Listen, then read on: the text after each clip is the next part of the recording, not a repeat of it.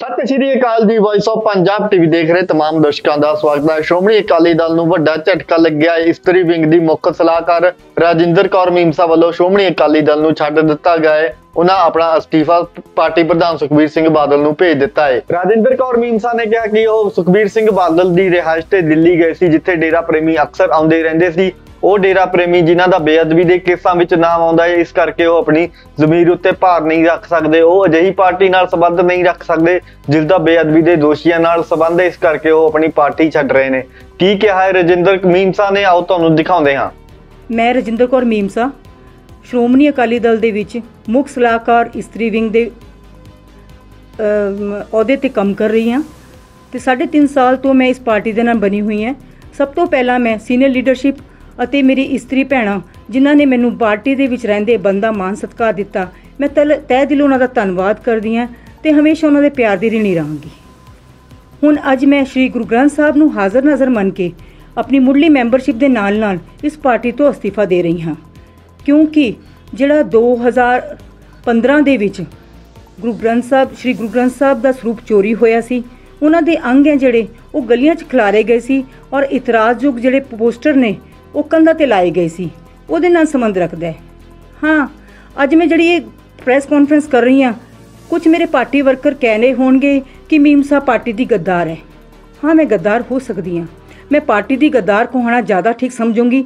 मैं कौम दी गद्दार नहीं बनना चाहती, क्योंकि मरना सबने है। मरदे हुए मेरे मन ते ये बोझ ना रहे कि जिन्हां ने श्री गुरु ग्रंथ साहब दा स्वरूप चोरी कीता सी या फरीदकोट कोर्ट वल्लों वो इस टाइम पीओ डिकलेयर होए ने, उन्होंने मैं सरदार सुखबीर सिंह बादल जी की रिहाइश के उपर 2016 ते 2017 दे विच वेख्या। हुण 2016 दे विच सरदार सुखबीर सिंह बादल जी ने मैनू एक मैसेज किया कि तुसीं साडे कोल दिल्ली आओ। जब मैं उन्होंने कोल दिल्ली पहुंची 2016 दे विच दिसंबर का अखीरला हफ्ता सीगा। मैं जदों उन्होंने दे दिल्ली रिहाइश ते एंटर किया तो मैं देखा उत्थे 2 डेरा प्रेमी बैठे हुए ने। ਜਿਹੜੇ दोनों डेरा प्रेमी ਦੇ ਵਿੱਚੋਂ मैं हर्ष ਧੂਰੀ ਨੂੰ बहुत ਵਧੀਆ तरीके ਨਾਲ ਜਾਣਦੀ ਸੀ। ਜਿਹੜਾ कि हर्ष ਧੂਰੀ हैगा ਉਹ ਇਹ शख्स हैगा जी। इस दी फोटो अज तक कभी भी जनतक नहीं हुई, इस करके लोगों को इस दे बारे बहुता पता नहीं हैगा, पर मैं इसनूं पर्सनल इस करके जानती सी क्योंकि मैं धूरी दी वसनीक सीगी और ये नाल मेरा वधिया जान पहचान सीगी। ये मेरे को प्रूफ ने ਜਿਹੜੇ ਧੂਰੀ ਦੇ ਨਾਲ रिलेटेड ने। तो इस टाइम मेरी रिहाइश बरनाले जिले के विच हैगी है।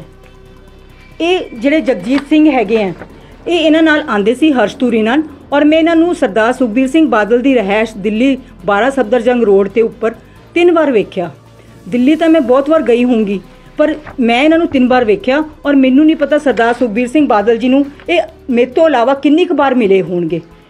हुण जेकर गल करिए कि अज मैनू ये प्रैस कॉन्फ्रेंस क्यों करनी पै रही है, क्योंकि मैं जब देखा कि सरदार सुखबीर सिंह बादल जी बहुत ज़्यादा इसनूं एक पोलीटिकल इशू लैके चल रहे हैं बेअदबी के मैटर नूं। मैं समझिए जिथे श्री गुरु ग्रंथ साहब जी हैगे हैं उत्थे सियासत पार्टी होर सारे अहुदे एक पासे, पर श्री गुरु ग्रंथ साहब का मान सत्कार सब तो पहला। हुण जद किसी सोर्सा राही उन्होंने पता लग्या कि मीमसा अज अस्तीफा देन चंडीगढ़ पहुँच रही है और अते वो इस बेअदबी के नाल रिलेटेड भी कुछ तत्थ पेश करना चाहती है, तो उन्होंने एक चंडीगढ़ दे मेरे खिलाफ पीसी की है सवेरे, जो मैनू जानकारी मिली है, पर मैनू नहीं पता उन्होंने उत्थे बोलिया की है तो वो मैनू किस तरह उत्थे पंजाब के लोगों ते दूर नेड़े बसते लोगों के विच की कहना चाहते हैं। बट मैं गुरु साहब नूं हाज़र नाज़र मन के कहती हाँ कि मैं जो कह रही हाँ सच्चे पातशाह तुहानूं पता है या सरदार सुखबीर सिंह बादल नूं पता है या मैनू पता है कि सच की है। अगर सरदार सुखबीर सिंह बादल जी ये गल मेरी सुन रहे हैं तो वो मेरे नाल टेबल टॉक कर सकते हैं, मैं उन्होंने नाल बिल्कुल डिस्कस कर सकते हैं विद डेट्स और विद फोटोज़, और वो ये गल तो झूठ नहीं बोल सकेंगे कि मीमसा और हर्ष धूरी वधिया जानते सी और मेरे सामने मिलते सी। उन्हों का रीज़न मैं हुण तुहाडे सामने पेश करदी हाँ। पहली बार जब मिले 2016 दिसंबर के लास्ट हफ्ते तो असी नीचे खड़े सी, जब एंटर किया तो सरदार सुखबीर सिंह बादल अपनी रिहाइश तो बाहर आए। उन्होंने इन्हों देखते ही कहा कि यार फोन फान तो कर लिया करो, तुसीं मरवाओगे मैनू किसी दिन। उस टाइम मेरे मन च ये क्वेश्चन आया कि 17 दियां वोटां नेड़े ने ਸ਼ਾਇਦ ਪ੍ਰੇਮੀਆਂ ਦੀ ਵੋਟਾਂ ਦੀ ਲੋੜ ਹੋਏਗੀ, ਇਸ ਕਰਕੇ ਇਹਨਾਂ ਨੂੰ ਇੱਥੇ ਸੱਦਿਆ ਹੋਏਗਾ। ਮੈਂ ਕੁਝ ਨਹੀਂ ਬੋਲੀ ਔਰ ਮੈਂ ਵੀ ਮਿਲੀ ਔਰ ਚੁੱਪਚਾਪ ਵਾਪਸ ਪੰਜਾਬ ਆ ਗਈ। ਫਿਰ ਅਸੀਂ ਗਏ, ਜਦ ਚੋਣਾਂ ਹੋ ਚੁੱਕੀਆਂ ਸੀ, ਵੋਟਾਂ ਹੀ ਪੈ ਚੁੱਕੀਆਂ ਸੀ। ਉਸ ਤੋਂ ਬਾਅਦ ਅਸੀਂ ਸਰਦਾਰ ਸੁਖਬੀਰ ਸਿੰਘ ਬਾਦਲ ਨੂੰ ਮਿਲਣ ਫਿਰ ਦਿੱਲੀ ਗਏ। ਉੱਥੇ ਮੇਰੇ ਜਾਂਦੇ ਨੂੰ ਇਹ ਜਿਹੜਾ ਰੂਮ ਹੈਗਾ ਉਹਨਾਂ ਦੇ OSD ਦਾ ਰੂਮ ਹੈ, ਉੱਥੇ ਜਗਜੀਤ ਸਿੰਘ ਹੈਗੇ ਆ, ਐਡਮਨ ਬਲਾਕ ਦੇ ਮੁਖੀ ਆ ਡੇਰਾ ਸਰਸਾ ਦੇ ਜੀ। ਇਹਨਾਂ ਦੇ ਨਾਲ ਹਰਸ਼ ਤੂਰੀ ਬੈਠਾ ਸੀ। ਮੈਂ ਵੀ ਬੈਠ ਕੇ ਉੱਥੇ ਚਾਹ ਸਾਂਝੀ ਕੀਤੀ ਔਰ ਮੈਂ ਇਸ ਕਰਕੇ ਇਹ ਫੋਟੋ ਉਹਨਾਂ ਦੇ ਨਾਲ ਆਪਣੀ ਨਹੀਂ ਲੈ ਸਕੀ ਕਿਉਂਕਿ ਮੈਂ ਮੋਬਾਈਲ ਨਾਲ ਇਹ ਪਿਕ ਖਿੱਚੀ ਸੀ, ਤਾਂ ਮੈਂ ਸੈਲਫੀ ਨਹੀਂ ਲੈਣ ਗਈ ਸੀ, ਨਾ ਮੈਨੂੰ ਇਸ ਦੇ ਨਾਲ ਰਿਲੇਟਡ ਕੁਝ ਪਤਾ ਸੀਗਾ ਕਿ ਮੈਨੂੰ ਸੈਲਫੀ ਲੈਣ ਦੀ ਲੋੜ ਹੈ।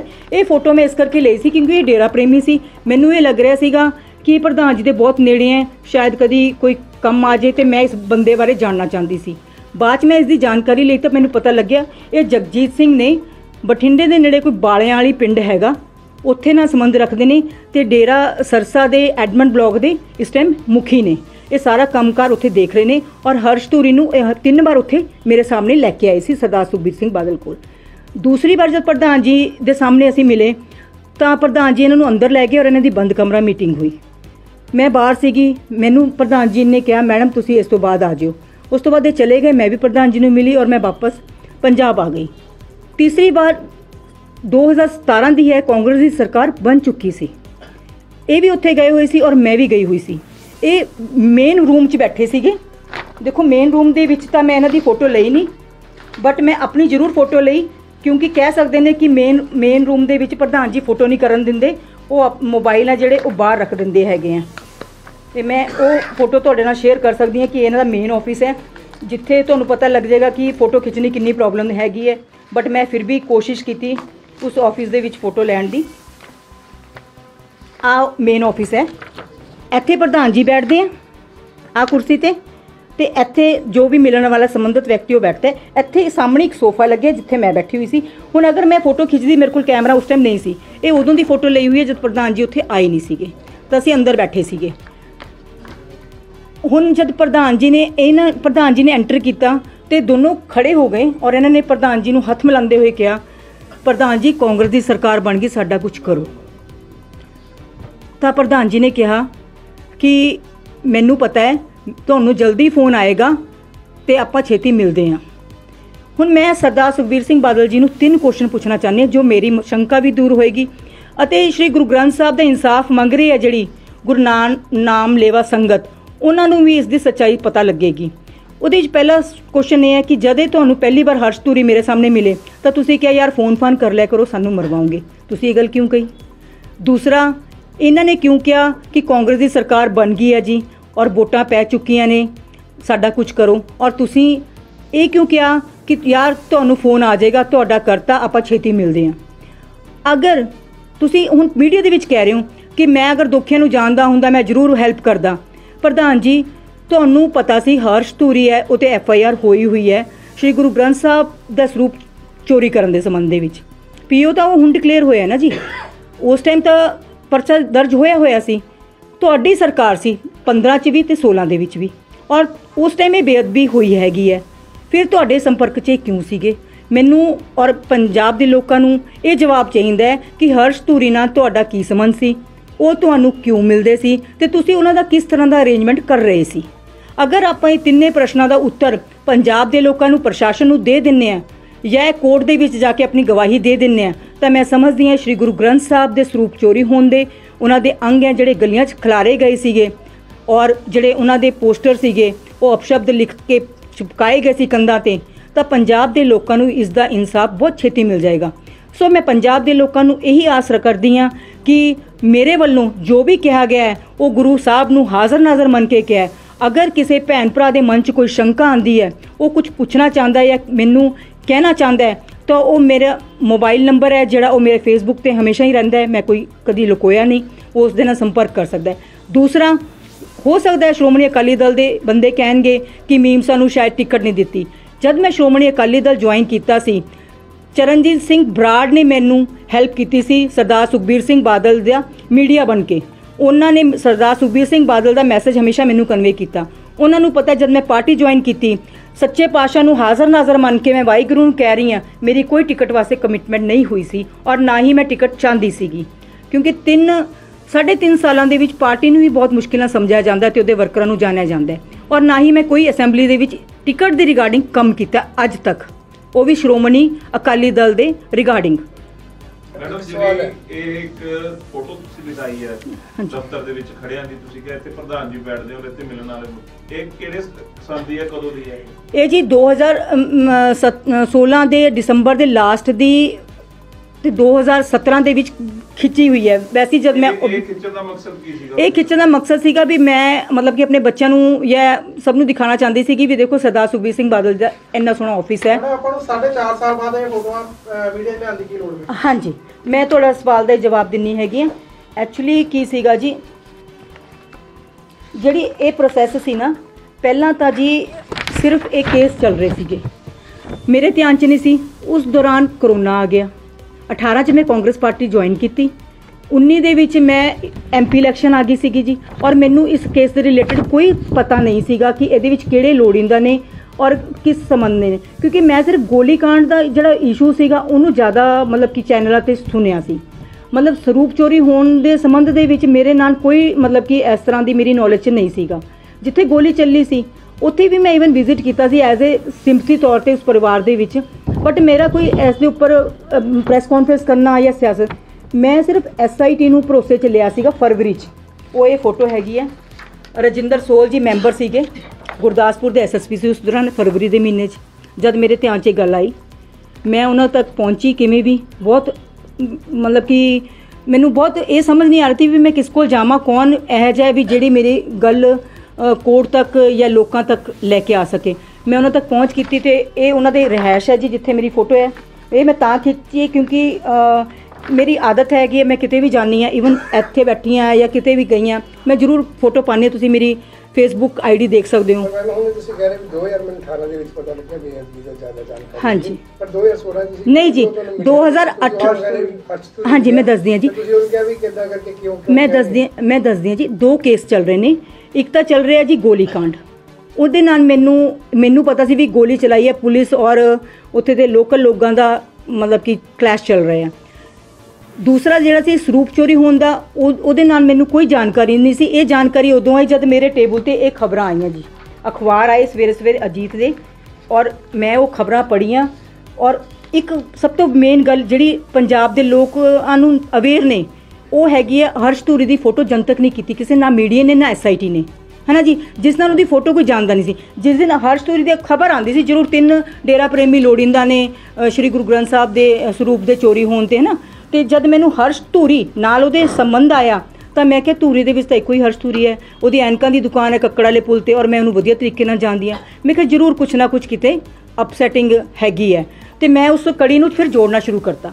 ਜਦ ਮੈਂ ਉਹ ਕੜੀ ਜੋੜੀ ਤਾਂ ਮੇਰੀ ਆਦਤ ਹੈ ਵੀ ਜਿੰਨੀਆਂ ਵੀ ਸਨੈਪਸ ਨੇ ਉਹਨਾਂ ਨੂੰ ਮੈਂ ਖੰਗਾਲਿਆ, ਔਰ ਮੇਰੇ ਤੋਂ ਇਹ ਫੋਟੋ ਮਿਲੀ।